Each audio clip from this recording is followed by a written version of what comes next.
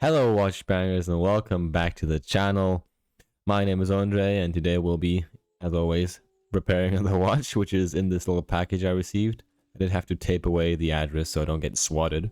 But yeah, the uploading has been kind of rough with my whole life, so I think I'll switch to 1.5 months for each video. But yeah, we'll just see. So it's 4:30 and we can start by opening up this packet.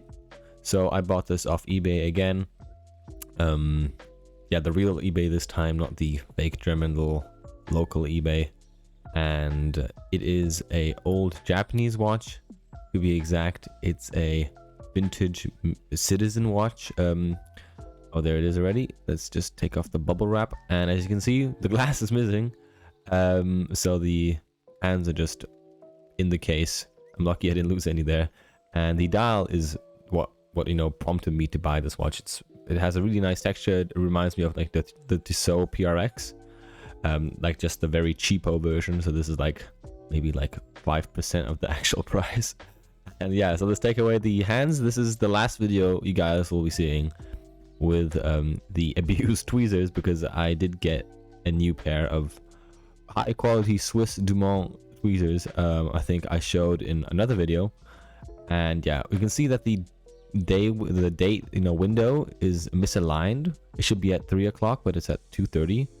And let's just test the functions. So okay, so it does turn, the day does turn, and the date turns as well, so that's working. The only thing which isn't working is the watch, obviously. And it has a very nice exhibition see-through case back.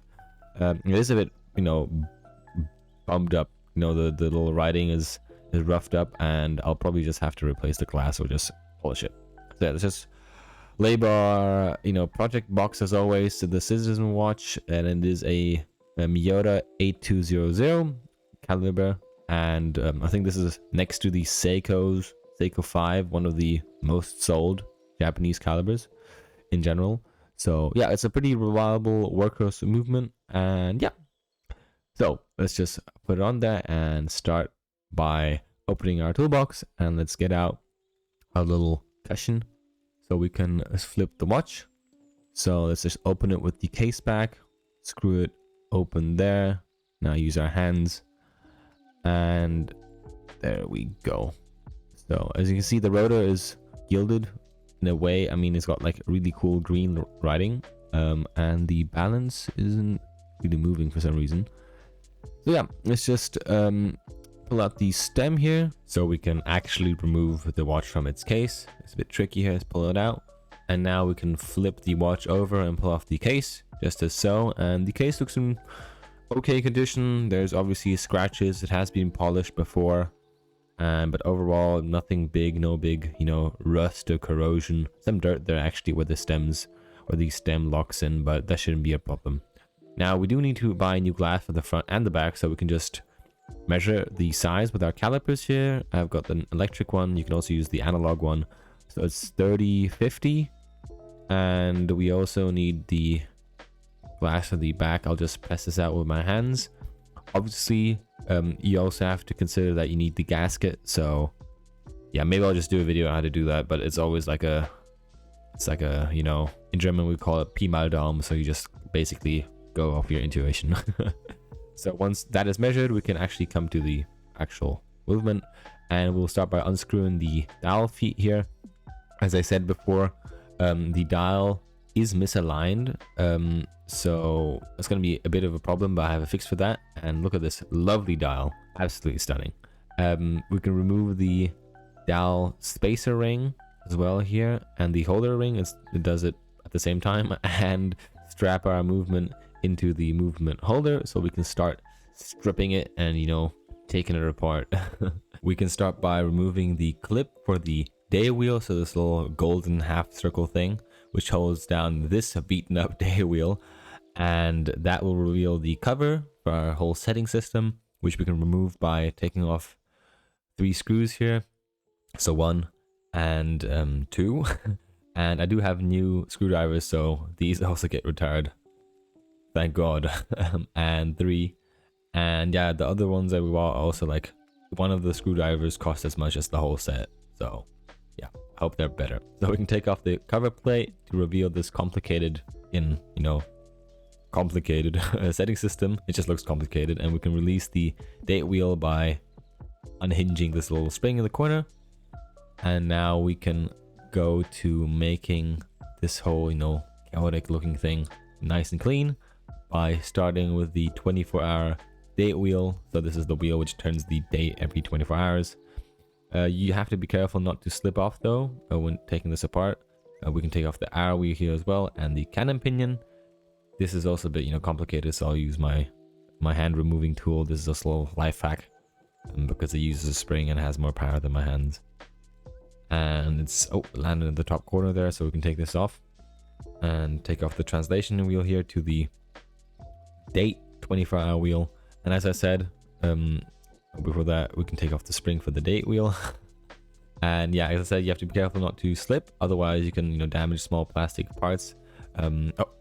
Oh god damn it, I think that I literally broke off this little end here of the 24-hour date wheel. Yeah, so it won't really turn the wheel anymore. It doesn't matter, I have replacement parts, but just so you know, these little plastic parts are really fragile. This is a part of the setting system for the date wheel. This is the date wheel pusher, so what pushes the date wheel when you set it. And we can come to the actual clutch and stem system. This is a part of the setting system which also presses down the lever in the corner there. Let's take that off. And this is an extended yoke, so it has the yoke part plus a little side arm for the setting system. Now before we finish the front side, we can come to the cover plate for some of the wheels for the hand setting. Looks like this screw doesn't want to, looks like it went on a little adventure. But we can take off the cover plate here. There's a wheel stuck to it for some reason. I guess there's been too much lubrication, question mark. Yeah, so that's that. We can take off the plate, take off the sticking wheel and the second translation wheel, like so, from the post. Take off the yoke. Now we can take off the clutch, and then we still have the last lever which holds in the actual stem when you slide it in. Let's just see if we can pry this up even with the screwdrivers. Yeah, so I hate these but I decided to keep them in. We did completely clean off the front side except for the balance jewel and the setting the lever in the corner. So yeah, once you have that done, or once we have done this, we can flip the movement and start working on the lovely backside here. So we can start by taking off the rotor. As I said, I've only seen these rotors in like black writing or just engraved, so I was pretty happy that this is like in a cool greenish tone. So yeah, the rotor is assigned, also 21 joule movement, and let's take that off. And we can start by checking if there's power in the movement. So we can just take this little spring here in the corner, and this is the ratchet for the winding system. So let's just pull that back. Let's hope it engages. Doesn't seem that there is any power, so let's hope for the best. Okay, so we start off with the balance. Let's take that off so nothing can happen to it. I really like the capsule design. It's got like a square thing. It's a nice contrast to all the circles.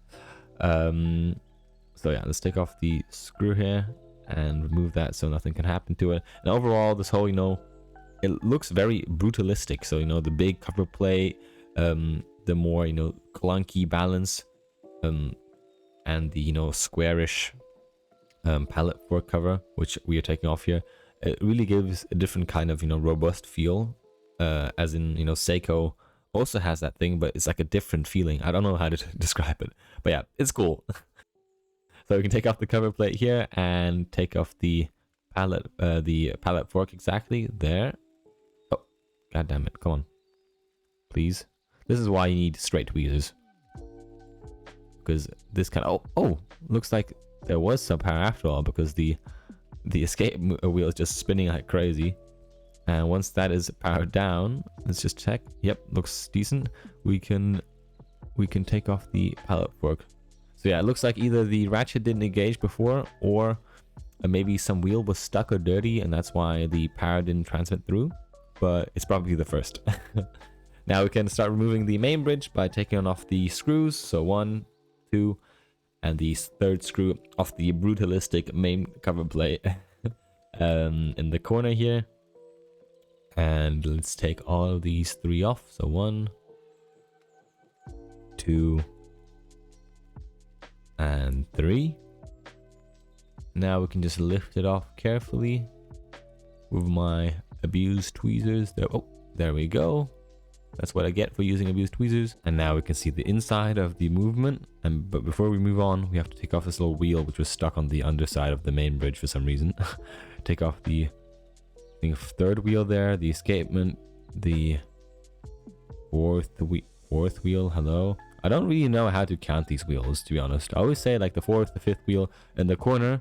That's part of the winding wheel system. So this is what like translates the power from the stem.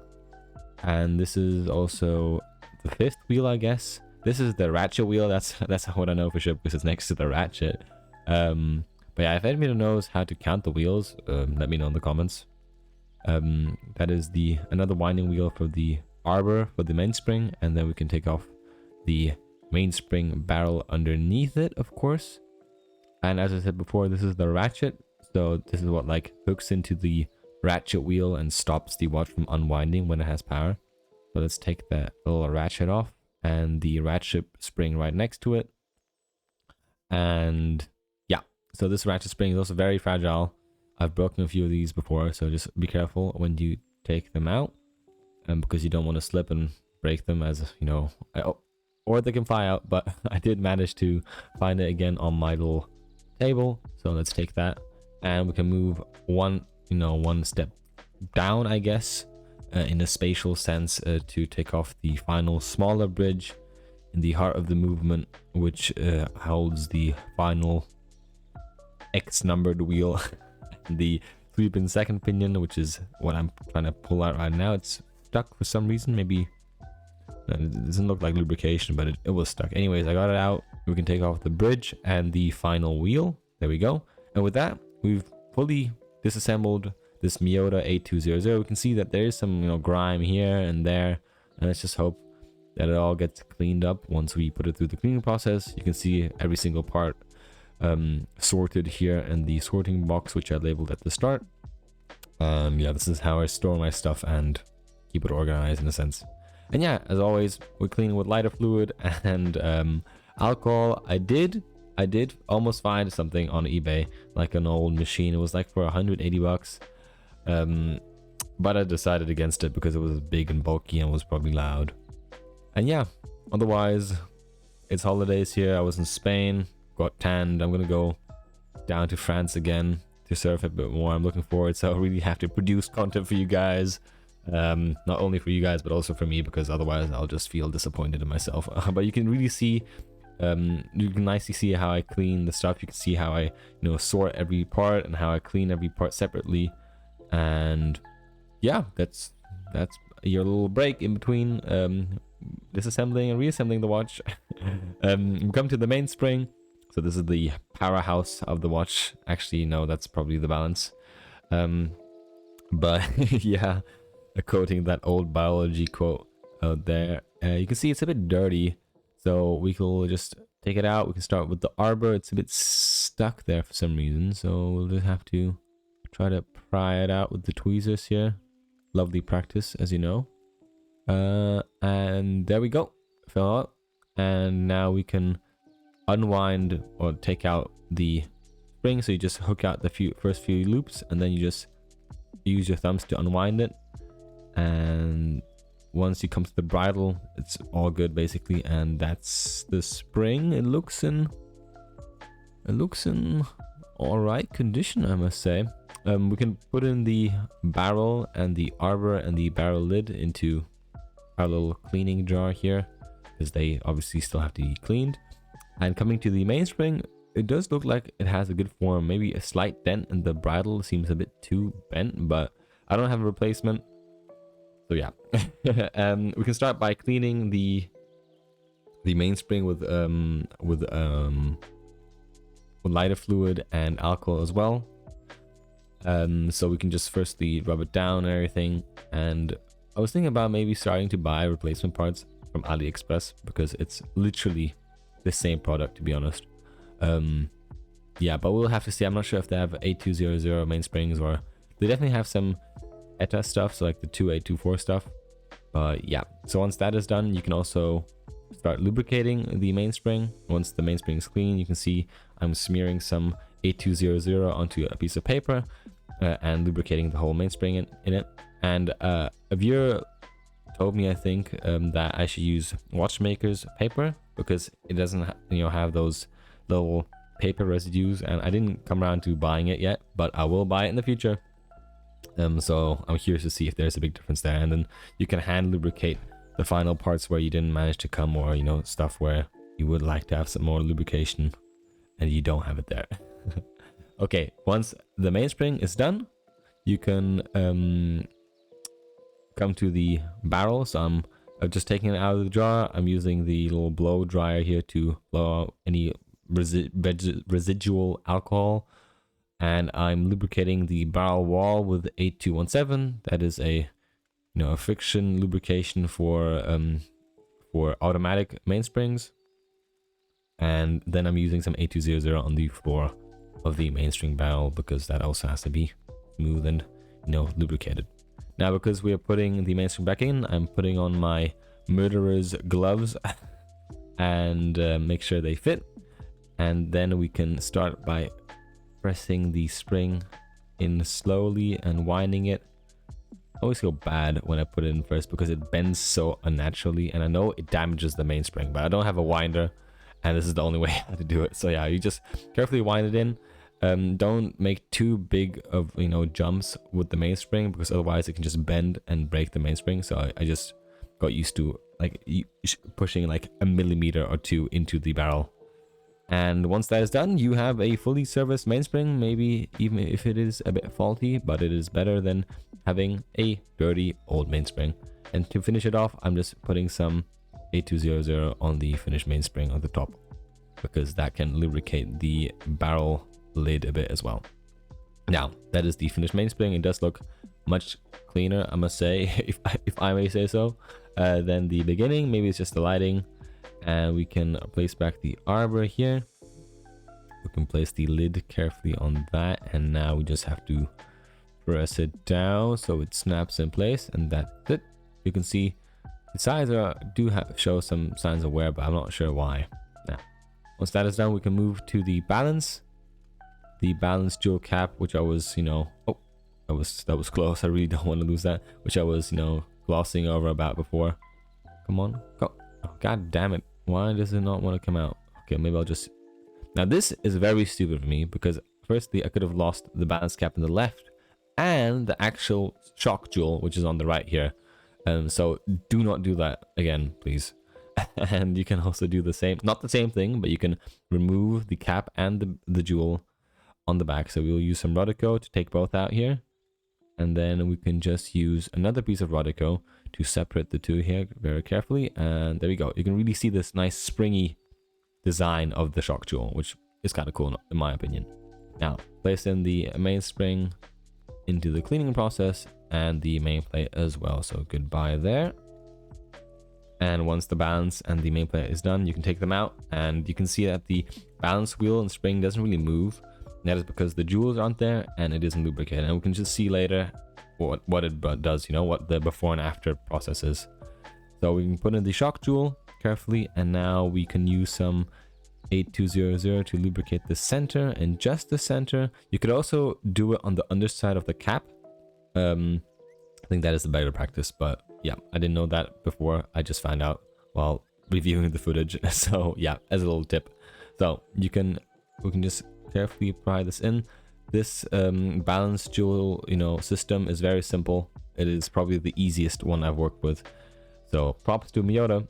And we can turn it around and put the same thing on the back, and make sure that the rounded protruding jewel part is on the top of the on the top side, and then we can lubricate it nicely there.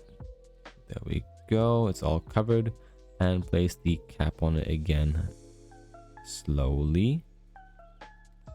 There we go, and turn it into its place. Almost there, come on. And now, and as you can see, it's swinging like new. now to the reassembly of this watch. Again, we just strap in the main plate, and let's go. We can start by lubricating the center jewel with some HP 1300 before putting down the center wheel, I guess. Make sure that is spread a bit there before we put down the bridge for that wheel and the base for the second pinion. We'll put down in a sec. So let's just press it down. It's a bit tricky. There we go. Let's screw it down with this screw here and the only this screw, never mind. So this screw here and the second screw on this side. Now we can lubricate the top jewel of the smaller bridge, turn it a bit so the oil gets covered completely and spread nicely, and then we can press down the center pinion right to the middle through the main plate to the front side, I guess, as well. So now for the bearing of the mainspring barrel, we can also use HP 1300, and let's pop it down. You don't have to do this, you can, it's just my preference. And then we can place the winding wheel on top of that so it fits rectangularly. Now I'll use Möbius A200 for the winding points and friction points, I guess, in this watch. So these two winding translation wheels which go from the stem to the winding wheel. Now I did this before I had multi-cut DX, which is the thing I use now for, you know, heavy friction points, but Möbius A200 should also work out, and this is a watch for me, so I mean, if it fails, it's my fault and I have to bear the consequences.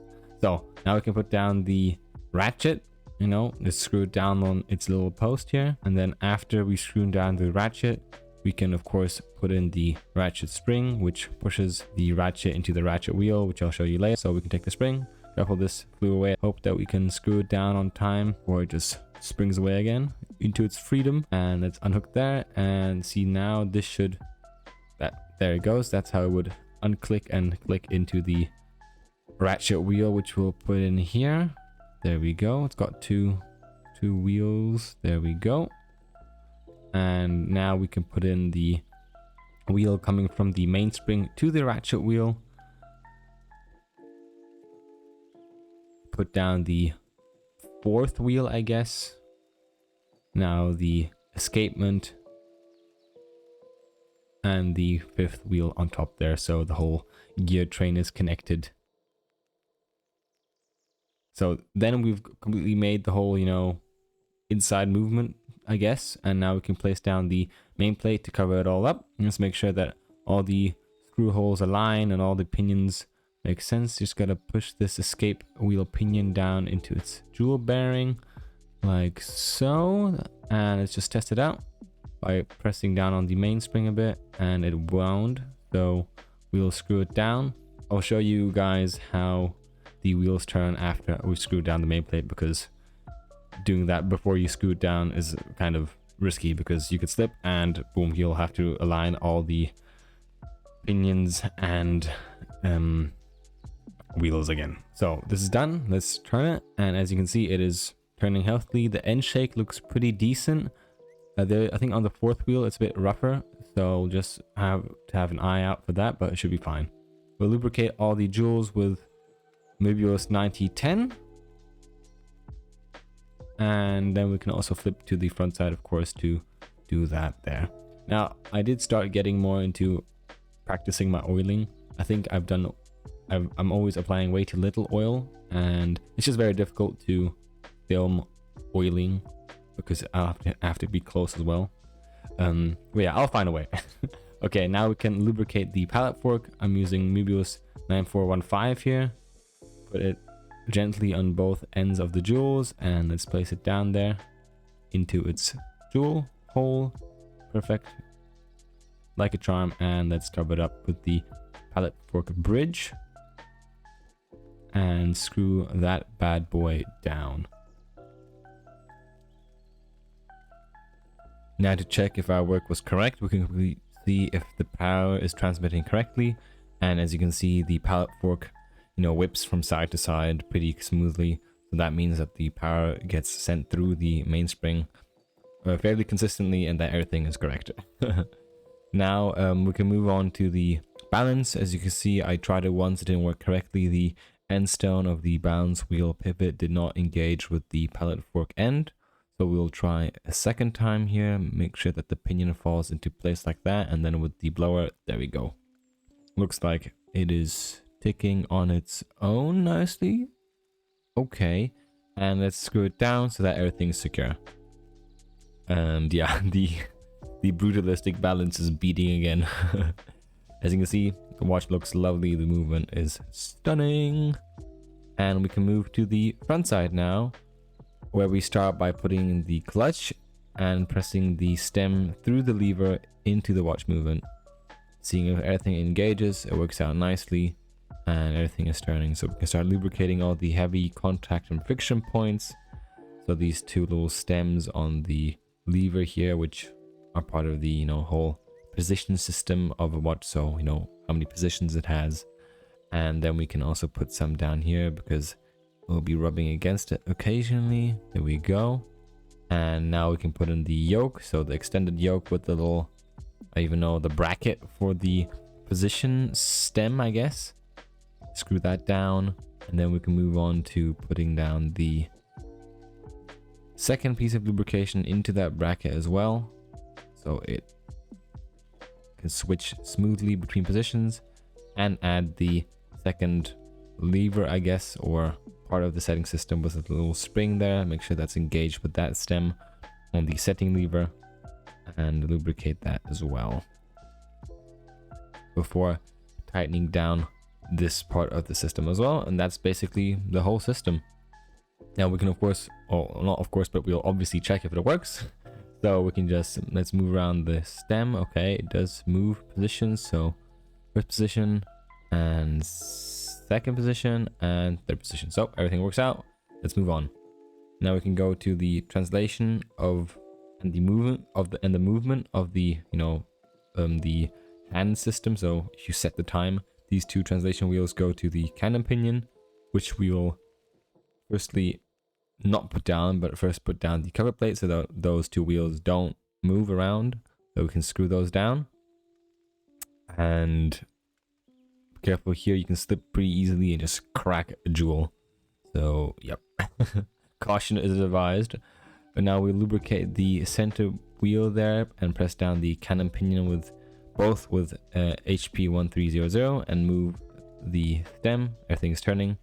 So we can move on by placing down the hour wheel on this, and then we can move on to the day and date 24-hour function. Lubricate this pinion there, put down the translation wheel, and add a bit of oil here as well, so we can put down the 24-hour date wheel, which moves the date after 24 hours. And on this little stem, after we lubricate it, we can put down the day wheel, which, as you can think, moves the day wheel after 24 hours. Yeah, so we can screw these two down, and as you can see, I replaced the date wheel, which I broke on the disassembly, with a functioning one, and this should hopefully work out better. Now we can add the spring, which moves the date wheel around while setting it, or it also holds it in place in a way. And now we can come to the quick set. So these two pinions, or these two stems, are where the two parts come. The first one here, this is like the bracket for the actual pusher. Make sure that this is behind that stem there, and lubricate these two teeth here.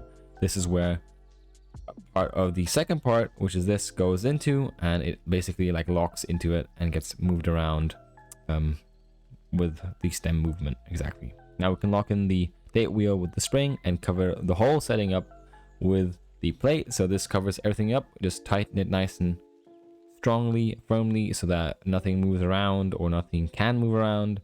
And then we can just, in the end, after we've reassembled the front still, we can test if everything works out nicely. And because this is all under one big plate, I've also had watches where I did the whole thing and then I missed a tiny spot, and then I had to disassemble the whole thing again, the whole front, just to put in a one screw. I was like, come on, man. Anyways, we can put in the day wheel and press it down there with the day wheel clip here, and there we go, and that should hold it all in place. and let's test it out. The day wheel moves nicely, and the date also moves nicely. So worked out fine. Now we come to the actual tricky part of this video, which is, and this watch, which is fixing the dial so it is aligned as it should be. As I said before, the dial was misaligned. The date window was at like 2, but it has to be at 3. And for that, we'll just start by taking off these little dial feet, which focus or like fixate the dial onto the movement, because they are obviously not in the right spot, or they could also be on the right spot, but this is not the right, case or watch for it. Either way, I'm using a little file here to file down the feet after I've clipped them off. Don't worry, the underside will look a bit roughed up in the end, but I mean, as long as it's not like a Rolex or a valuable watch, I don't really mind doing it. And we'll first have to point and draw down where the new dial feet will come to. We'll reattach dial feet, and for that I'll just align the date window with where the stem is, because the stem is also at 3 and the date window is also at 3. So I'll just use a little marker here to point down where the dial feet will go on the movement, and then we'll just take all the stuff outside and I'll just unpack all the tools. I have a loop and a holder, I have a little burner, I have a cutter and a file, I have some copper wire and some soldering paste, and the case, of course, the main plate, of course, the dial, and some solder. It's with lead, I think, the one I have. And first I'll clip off a piece of copper wire as straight as possible, if it's possible. And I'll file down the part which will go onto the dial, and I'll file the dial place as well where the copper will go, because it will just increase the connection between the two metals and the solder. Then I'll strap the dial into the holder, and then I'll take a bit of solder out, cut it, and then I'll wrap it in a poo-like shape, literally like a piece of poo. So it's like a little bag. Oh, no, it's not a bag, but it's a little like pyramid formed. Well, you'll see later. I think I'm just explaining it very weirdly. But you just form it in like a small spiral, cut it off, don't lose it, and then we'll just see if the burner works. Let's see. I think I have to show you guys, I have to increase oxygen intake later. But then we can smudge the end of the copper wire into the soldering paste, put some of the paste onto the location where you're going to solder as well, and then we can use the clip from the loop to fixate the copper wire. Now we can also put down the solder, and now when you fixate the wire, you want the wire to go through the little spiral of solder like this. No?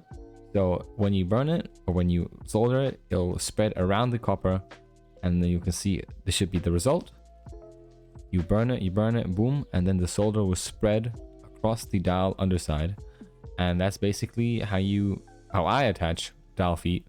You can also use glue, but yeah, it's just personal preference, and I like being a bit creative.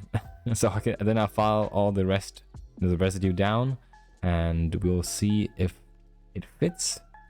The copper wire definitely has the right diameter, and if I look at it as a whole from the front, you can see that with a bit of regulation and adjusting, you can see that it aligns nicely, and the bottom there is a bit bent, I guess, because of the heat. But yeah, you really just have to find out if you're comfortable enough doing it, and you have to really think about what material the dial is made of, because for example, dials with specific coatings or something, it will obviously just melt off, so you just have to be careful. So just inform yourself. This is me doing the second side. I did mess up once, so I had to redo it. You can see in a second here I'm cutting off, and yeah, once I was done, this is the result. You can see both dial feet, the new dial feet fit in, and the date window is aligned, and the center hole where the wheel comes through is also aligned. Now you can see the backside is obviously very beaten up. I'll have to give this a little rub down with alcohol, but in the end it's ready to use. Yeah, that was a very quick rundown. I'll definitely do a new video on it, but yeah, an in-depth video. Yeah, to explain the whole process. So anyways, coming back to the movement, I put the movement holder as well as release the stem. And now I can put down the newly refinished dial, or like repaired, I'd better say. And now we can fixate it with the dial screws on the side. Make sure that it's nice and tight. And then we can do that on the other side as well before coming to the hands. Pressing those down with the tool. Make sure that everything's aligned, and then we can move to the minute hand as well here. There we go. Off camera, I obviously regulated it so that the date jumps at 12. Yeah, don't forget to do that. And then the seconds hand, which should start ticking right away. There we go. It starts ticking right away. And yeah, as you can see, the top left and the bottom is a bit, malformed because of the heat, but you won't notice it because it's just the corner. Now coming to the case, we obviously had to refit, glass. So I bought the gasket. This is the gasket, which I'm pressing in here. And then we can come to our little watch press, I'd say. We have to change out the dies here because the case is too big. So we put on the right one, the right size. And I think we also have to change the top. No, the case is definitely fine. And let's just put it there. And so I did order my glass of Cousins as a UK wholesale seller. I didn't have any problems with them until now, and they're very cheap. So I definitely do recommend them. Plus you can also buy from them if you're not a business. So yeah, we put in the glass, align it with the case carefully so it doesn't shatter when we press down. And then we just press it down nice and firm. And also turn the case and watch a bit as we do it more and more. Just like this. And again, you just repeat it. And then once it's done, this is what it looked like. Nice and smooth and new. Looks absolutely brilliant, to be honest. And we just do the same on the back, put in the gasket, and then we can take our watch press again, change the die because the back is obviously smaller. Put the top die as well because the glass is smaller as well. And we can put on the case back and the replacement glass. This is also from Cousins. I only order from Cousins because they're like 90 cents a glass, which is nice. And we press the glass into the case and the newly fitted gasket. Once that is done, you just take that out as well, and then that is nice and shiny again. The only downside to this is that there's not like that citizen writing, which is kind of cool, but yeah. Anyways, we press down the case onto the movement, insert the stem again, and now we can put the whole watch on the time grapher. Let's see what it brings up. Beep. And okay, so the rate is definitely high, but the amplitude looks very fun with 250. The beat error is also pretty high, and this is what it ended up with when I changed it. I did not know the left angle, by the way, so I hope it's correct, but I'm happy, and this is a private watch, so it doesn't matter. Now I'm refitting the case back gasket, the O-ring. I put some silicone gel there, some silicone grease, and then we can just add it onto the back so we can see the lovely movement and tighten it up with the case back tool. There we go. And with that, enjoy the B-roll.